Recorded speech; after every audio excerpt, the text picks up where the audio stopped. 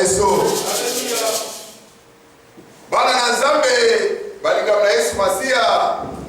Azana kunimaite moko na moko azana Bible na ye, to moko na moko azana carnet de notes. I faithfully and believe that you have your Bible and you have your notebook with you. Bana na Nzambe balinga na Yesu Masia tolina kisomo kwa lelo. Beloved of the Lord Jesus, today's teaching. It is in the book of Acts. Actes des Apôtres, chapitre 16, versets 28, 29 à 30. Acts chapter 16, verse 29 to 30. 28 to 30. 28 to 30. 28, 29, 30.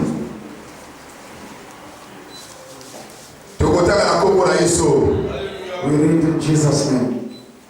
Nepolo abelaki na mongomo bakasi ete salali kamuma bete na nzoto na yo. Mpo ete biso nyonso tozali libanga. Biso nyonso tozali libanga. Pe kati na kolabola na makabo na liboso. Polo na Sila abibisaki bango libanda alobaki ete nasala nini batata ete nabingisama. The gospel is in the book of Acts chapter 16 verse 28, 29 and 30. The gospel says, but Paul shouted at the top of his voice, don't harm yourself, we are all here. The jailer called for a light, rushed in, and fell trembling at the feet of Paul and Silas. Then he led them out and asked, sirs, what must I do to be saved? Santo, Santo, Santo. Yahweh mosinamu ya nyoso oya zalaki azali pa kozala seko. Santo, Santo, Santo. Yahweh mosinamu ya nyoso oya zalaki azali pa kozala seko. Santo, Santo, Santo. Yahweh mosinamu ya nyoso oya zalaki azali pa kozala seko.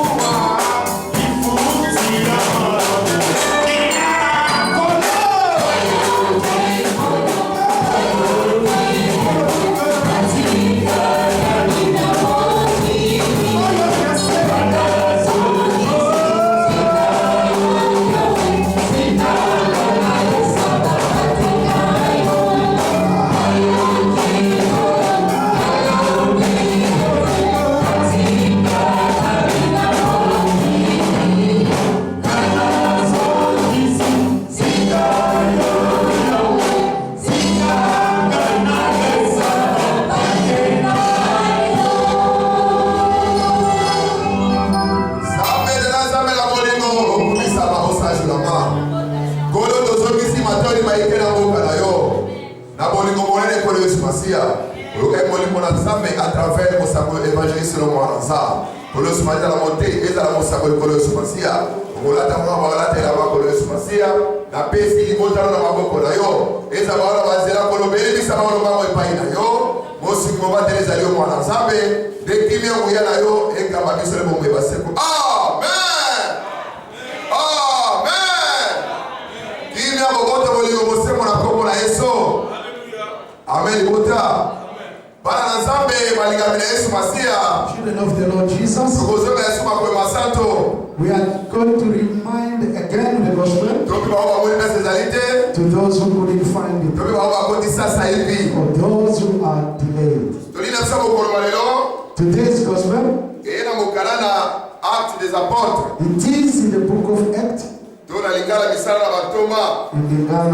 Acts. Actes des Apôtres, chapitre 16. Chapter 16. Verset 28 à 29 à 30. And then the verse is 28, 29 to 30.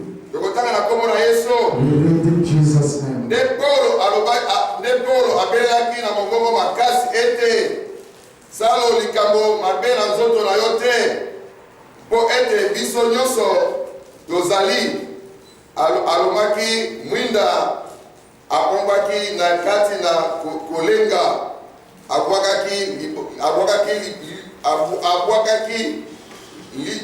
abwakaki liboso na Paul na Sila abimisaki bango libanda alobaki ete nasala nini batata ete nakona bika.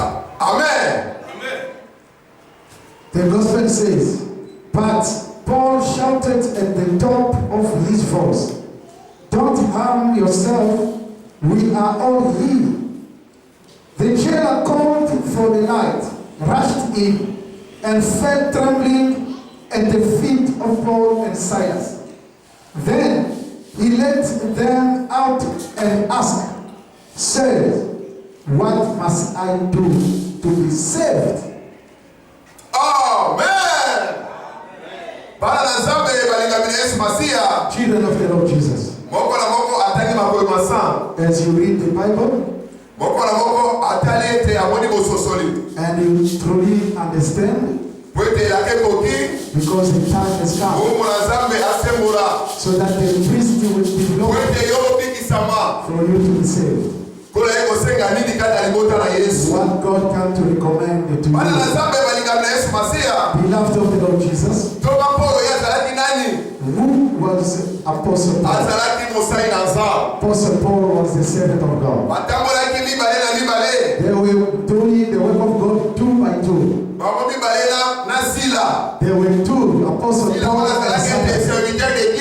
Those are the servants of God. They went to Asia to preach the word of God. But you know, each country has its own style. Amen. In the other countries, many understand. Many also they don't know God. They saw those servants of God, like they just come to disturb us. Instead, they were sent by God to preach the word of God. They preached the word of God. But in that country, there were some rules. They saw these people, they came to disturb us. Amen. Amen. They are not coming from God, but they undermine them. As the same as some people undermine others, is really these people can be the servant of God? As young as he is, can he be the servant of God? They have forgotten that they are the sender of God. Amen. Amen. As they were preaching the word of God, they came to arrest them. They put them in prison. Amen. Amen. They put put them in prison. As they knew that they had God in them, they were trust in God. They knew if we are in prison, our God exists. Many of you here, even how trouble you are, even how temptation you is, they knew that their God waits. Amen. Those who have a faith, small faith, they can even give up. Those things I went to seek for God. I never received my blessing. Those who were truly in God, they were praying in the prison. They were worshiping God. Amen. The prison warden, the warden was there to look after them, to give them food, but they cannot go out of the cell. They put them in the cell. They put off the light. There will no light, nobody can switch on the light. You have to be in the cell because you have wrong. But today, Lord God Jesus, they were not wrong for preaching the word of God. As the Bible said, go all over the world. God pronounced the word of God. Those who accept the word of God, baptized them in Jesus' name. Tell them that the kingdom of God is come. You receive it free and give it free. The word of God cannot be sold. Before I bless you, you have to bring $10,000. Some people, they give those money. Before you consult prophet, you have to pay something. You have to bring some clothes. You have to bring some presents in the house of God. You came to the temple, they preach you the word of God. After that, you go to consult the prophet. They prophesize you the problem that you are looking to know, you are seeking to know. And then within your heart, you think you made a wonderful something. But in our procedure of this church, they will prophesize and bless and lay hands in you freely.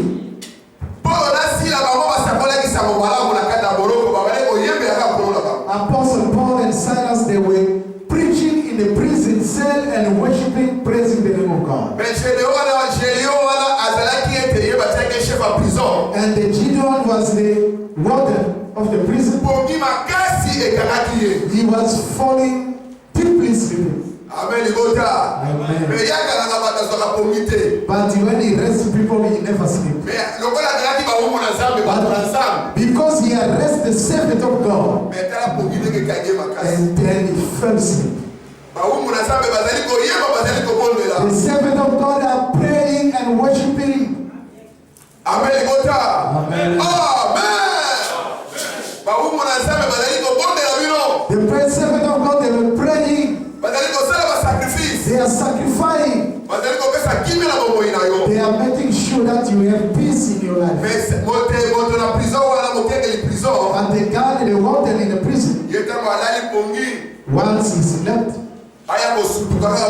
when he wake up from the sleeping, all the jails, cell gates open. He then get worried. Oh, I end up with my job is lost.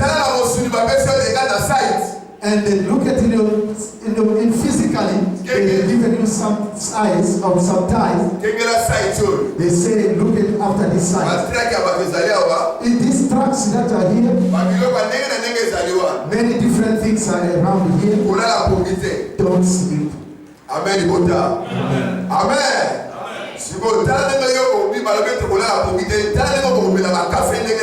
When they put you in a site or in a security or looking after a job, while your descendants sleep, you're drinking different cups of coffee for you not to fall asleep. So that you can look after that stuff physically. Because if it gets lost or stolen, your job is end. Isn't it? Amen.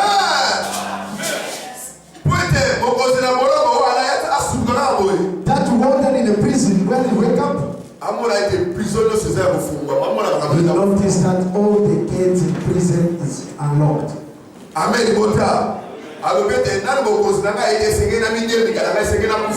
He said, before my boss comes, let me just hang myself and commit suicide.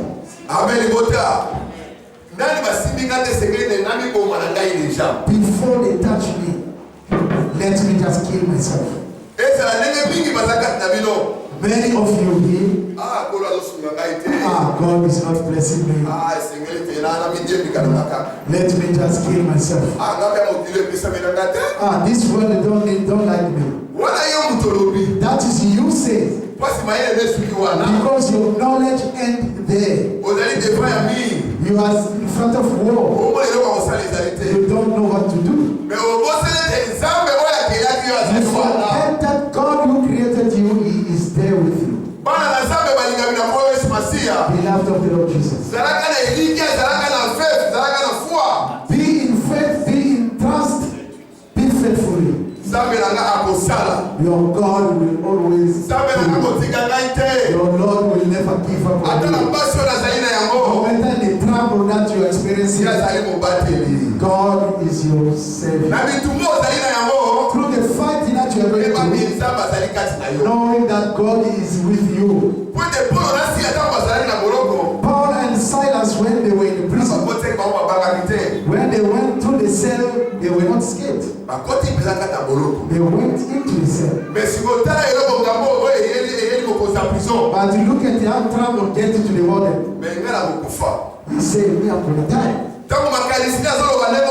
When he just said that he's going to die, because it was dark inside the cell, he cannot see anybody. But he starts saying those words. Then Apostle Paul responded to him. What he said.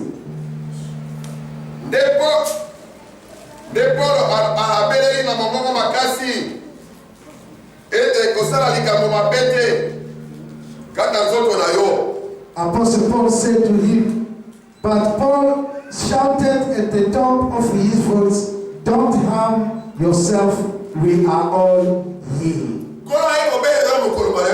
The Lord came to remind you today. Don't do anything wrong. Don't go to Sangoma. God is not blessing me. God is saying, only give your trust to God, not to a man. Only give your trust to God. God never forgets you. Oh my Lord, 2021 you pass through the difficulties. Is the 2022 and we've experienced the Lord is saying, say in your heart, 2022 is yours. Do you believe it? Do you believe it? Amen. Because the warden in the prison say, me I must get. And he heard the voice in the cell. God harm yourself, we are here in the cell. Then he came to them and bound and laid down. They were in prison, but the warden says, ask themselves, what should I do? Amen.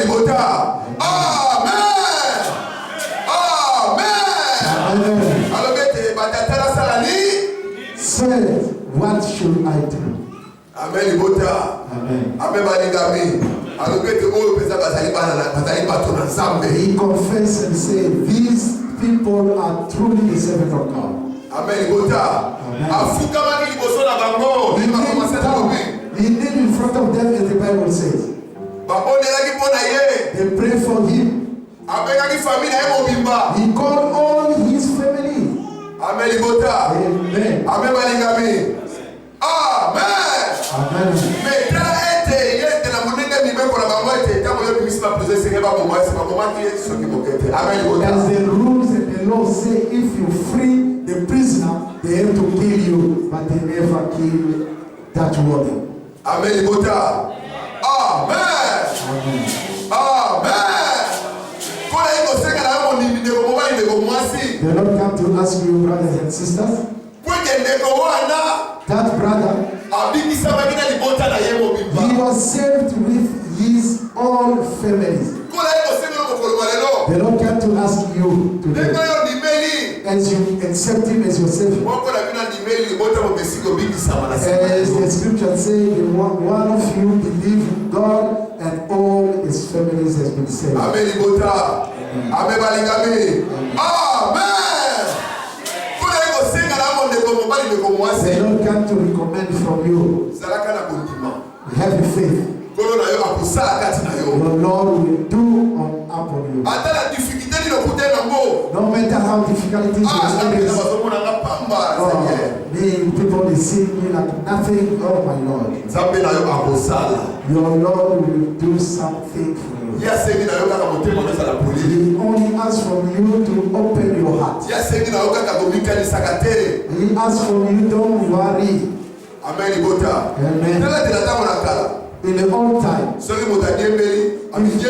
if someone commits suicide, if he hang himself, they have to beat physically, they have to beat him. Amen. Amen. The Lord come to recommend from you today. Ask one thing that the Lord will fulfill it to you. No one deceive you. You believe Jesus on your own way. Some of you came to believe Jesus within a sickness, and then he received a healing in the house of God. He said, in this house of God, God exists. God always tempted the children. Why all these problems coming to me? Say you have a gift or the star. Amen. Many things come to you as a trouble, they don't succeed, but you succeed them. Don't you say God is in you? Amen. Amen. Amen.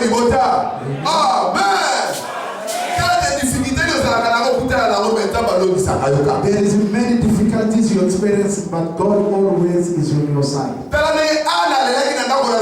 You can look at how Sister Anna called on God in the temple. As he was calling on God, because he was married to another co-wife, but the other wife has a children. The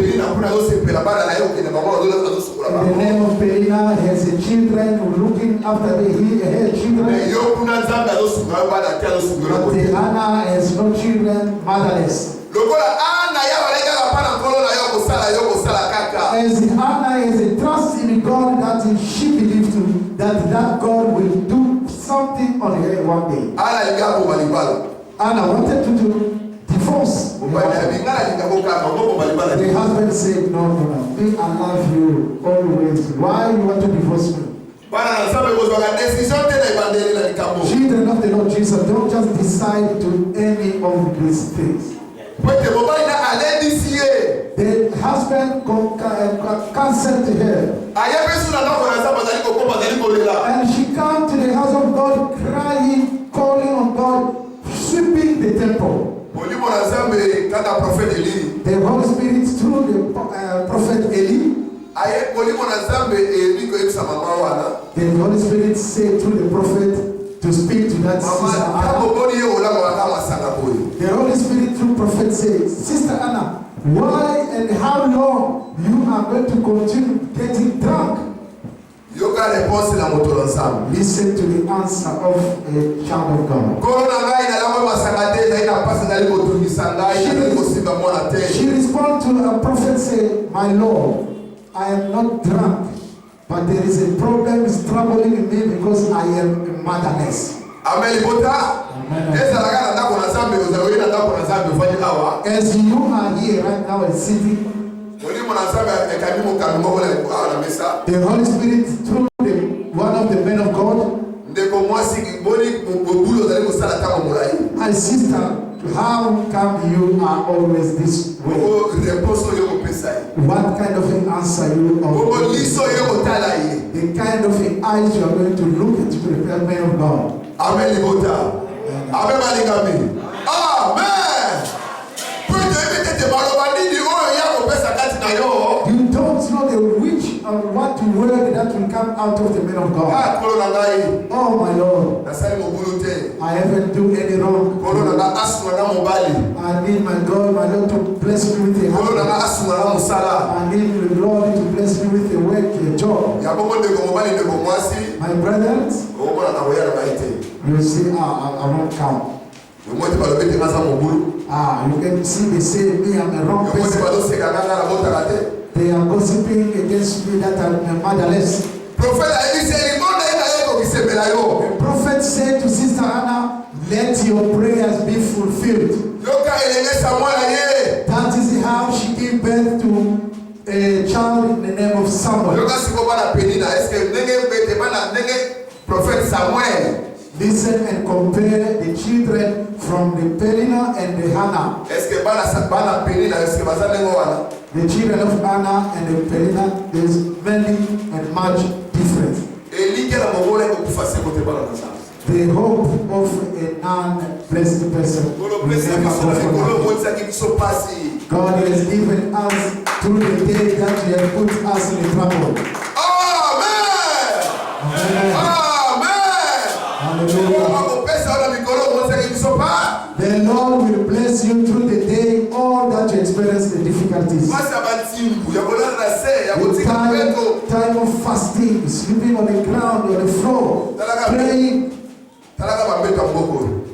Imagine the beds in this apartment. The bed, when you lay on that bed, you feel really sleepy. But you leave your bed and fall on the floor. All that to seek for salvation. The Lord has come to recommend to you, brothers. Don't give up. Don't go to Sangoma. Going to Evangelist of Sangomas, you're going to block deeply all your ways. Amen. Amen. Amen. Because if you have a hope to God, God will fulfill your hope. Look at Peter when he went to fish. He went the whole night to fish. He went to where they take rest to relax. Then he meets the God of promises through Jesus. Oh, brother, why you sing this way? Let's go there, that side to fish. Master, we fish the whole night, we throw the net, but we never get fishes. Because Jesus is God true, the human, he knew their heart.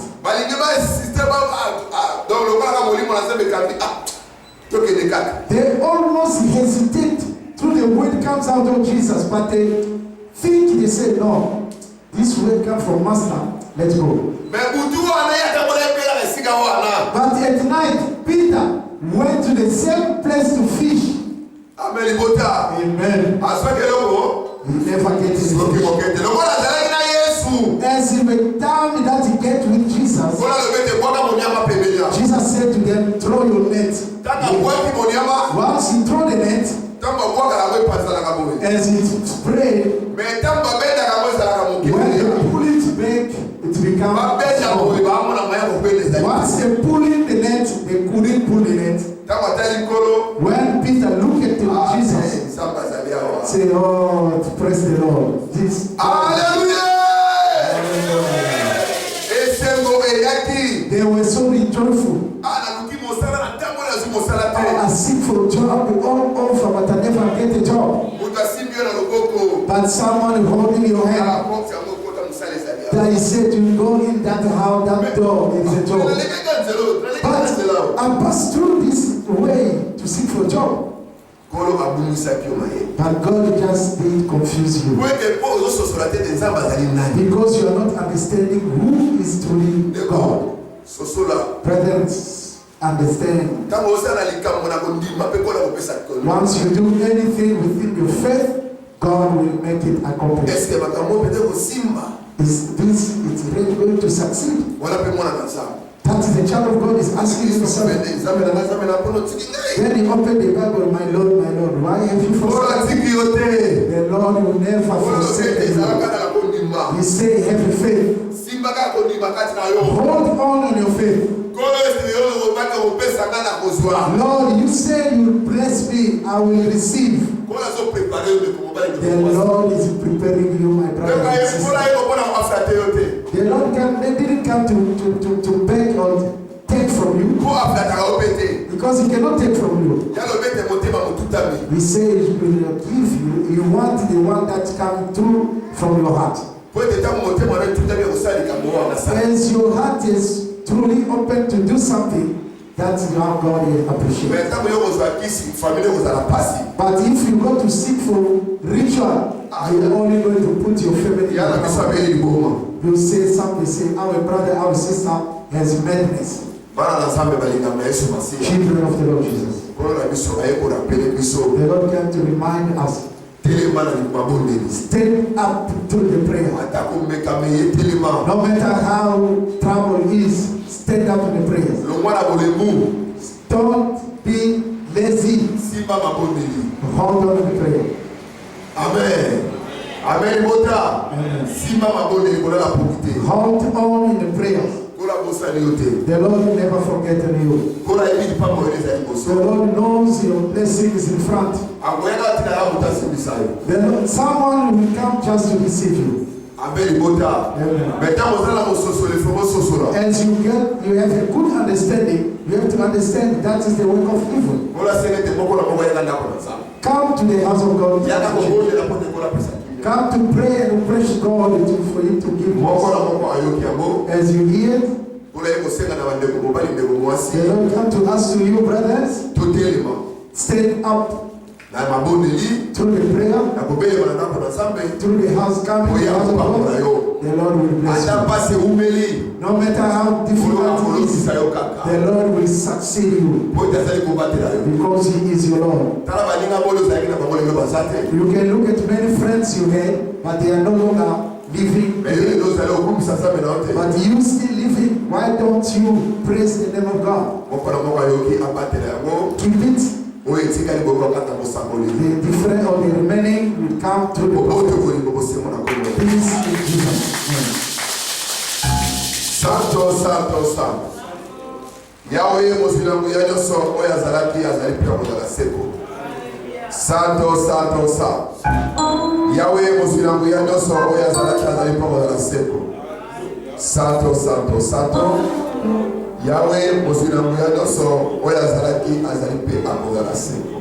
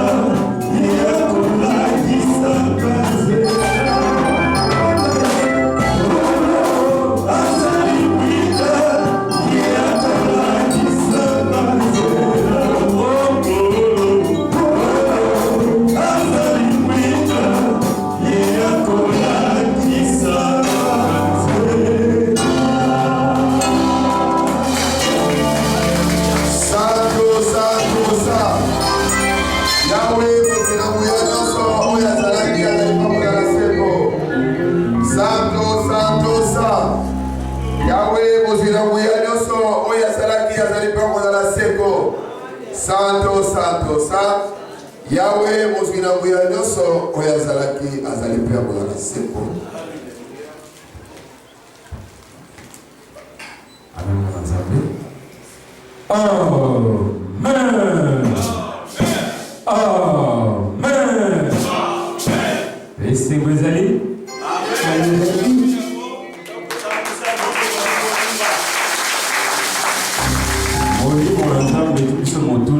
Et c'est vous allez.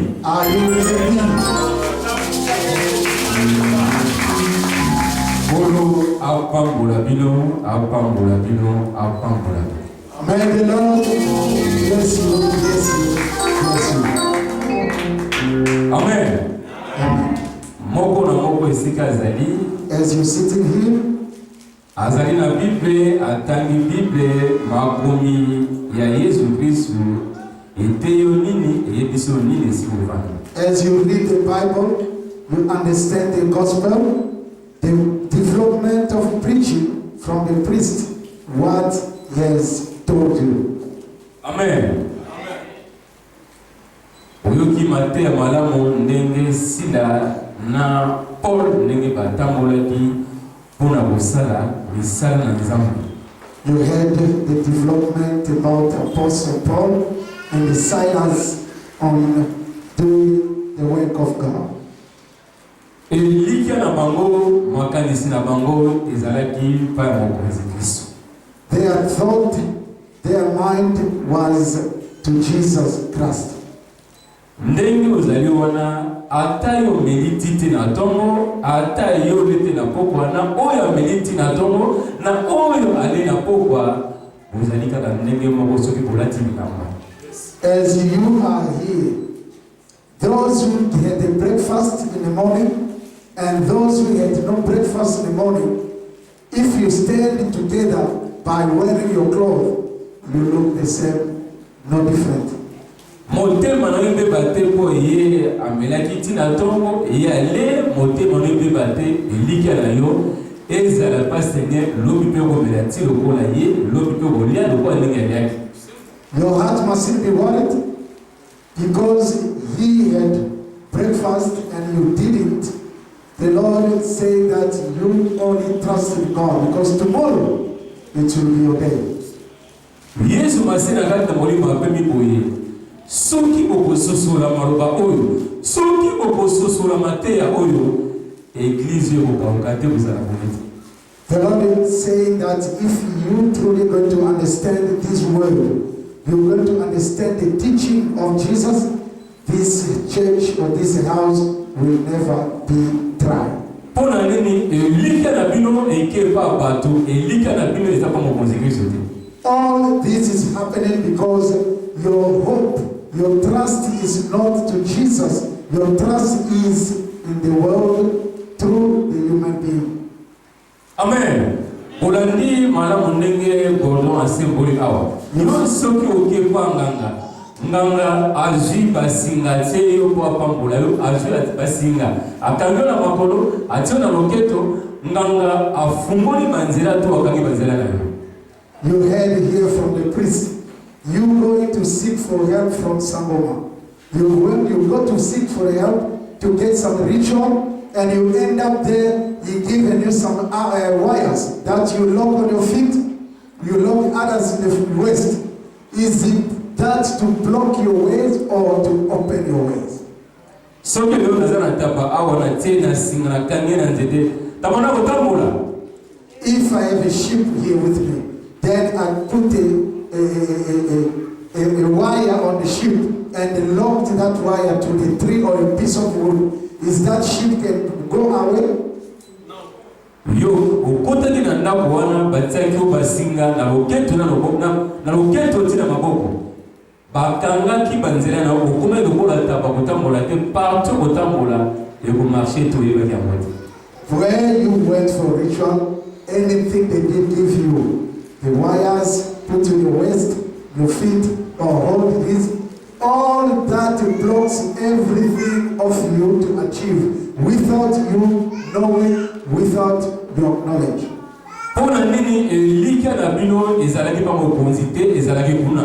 Because your thought, your trust was not to Lord God, your trust was there to that man who give you a ritual. Aji Gillette a kati nzoto na mike apakolo biloko mabe mais yo otala ki malamu mais pona kozanga mayele kozanga molimo oke nganga kati nzoto na yo aji biloko mabe atie na kati mais tango atie biloko na kati nzoto na yo a kotso molimo to atie libabe to atie poison na kati molimo. You went to seek for help from someone, you end up is cutting your flesh and put some dirty stuff in your flesh, in your body to mix with your blood. And you end up going to do all that stuff you do is to bring trouble or to release you from trouble. Et si tu as aucun bakati manzoloko batie basinga bakotse ki molimo na kolote bakotse ki ne botutu na kati na yo okomoso ko tamboli mosale komi pasi ko bale komi pasi ko bote komi pasi bandoto mabe makambo nyonso ebebaki po Elikia na bino ezalaki kuna. Wherever you want to seek for help, you want to put only yourself in trouble. You couldn't receive the Holy Spirit or the power of God through the ritual men. That you went there to put more difficulties, more trouble from what you have. You told them you can't get a job, you cannot develop anything, you cannot succeed, you cannot merit, you cannot give birth or conceive. All that you put on by yourself by going to the ritual men to seek for help. Boza koyoka te, boza komona te. You are listening, but you don't hear. You are seeing, but you don't see. You can receive, but you cannot pronounce it because you are not walking accordingly on God's way. Amen. Boyi na kat l'église ndenge bakabino, balekso contrôle, bayebiso makamodoso, babondelio eloko nini basaki na kat ntoto na bino. You came to the house of God, they received you, they pray for you, you consult the prophet, they lay hands on you. What else did they put in your body for you to be saved? They never ask for you to beg for anything or to receive the Holy Spirit. You receive it freely. That's why Jesus said, your faith, your trust must be to Him.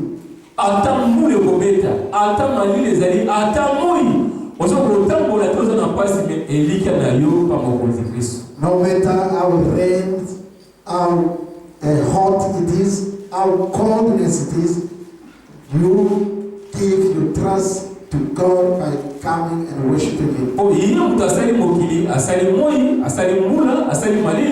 Amen. Comme yo lati molimo sang soki osenga malile kosila mbule kosila moyo kokita okobima okozana kombo na Yesu. Because He is the creator of the rain, the sun, the coldness. If you can make sure that you call on Him, you praise His name, you worship Him, the rain will stop from you, the coldness will go away, the sun will shine for you, and you will be succeeding. Atambule kobeta makasi comme Elikia na kwa mokozi Kristo yo okobonde la bosengo même na se amula Yesu akotindelo moto akotindelo moto.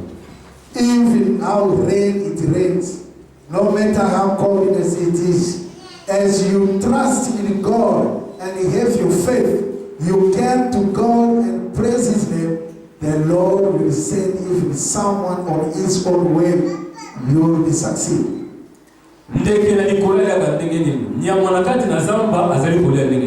How the birds eat and the animals in the forest, how they eat. Yona Yesu elite amokwalelo Elikia na bino ezale pa na ye po ye mutasani yo ye atie molimo kati na yo abina kati na yo Elikia na yo makanisi na yo ezale pa moto mosusu te. Amen. That is why Jesus recommend, as He is a part of your creation, you have to give all your trust and be faithful to Him. Amen. The Holy Spirit will ask a question. Is the witches also die? Yes. You have to respond. The Holy Spirit is asking, is the witches die as well? Yes. So why you run to witch doctors? Why are you going to seek for help from them? Amen. Amen. The Holy Spirit will never die.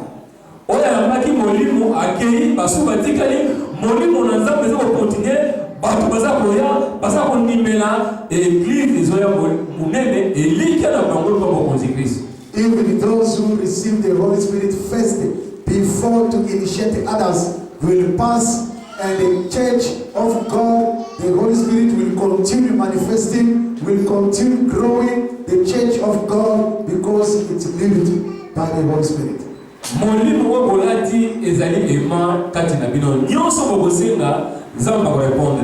The Holy Spirit that you receive, that is in you, it's the same as a magnet that is holding in your body.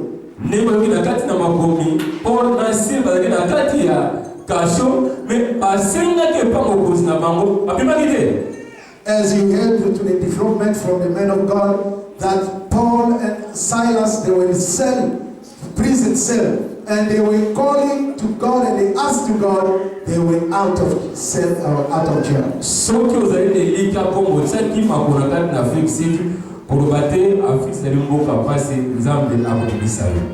If you have many difficulties as you are here, don't say that the Lord will never do anything to you.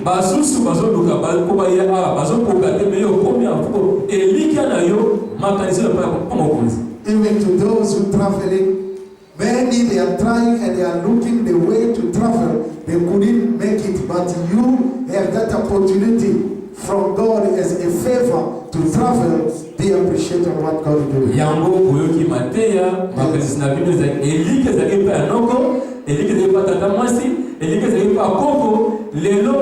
Elikia na bino elongwa pana bango bakangela kibino banzela lelo ezako zabino Elikia na bino ezale pana ye po apambola bino asunga bino bozwa kimia kobana molimo na komona Yesu. Amen.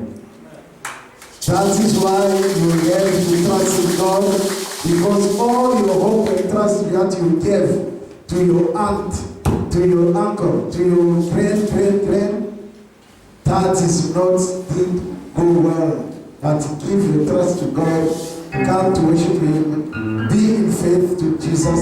He is the only solution to your problem. Peace in Jesus Christ's name. Amen. Yes. Santo. Yahweh musina kuyaja so oya zalaka zalipa la seko. Santo. Yahweh musina kuyaja so oya zalaka zalipa la seko. Santo. Yahweh musina kuyaja so oya zalaka zalipa la seko.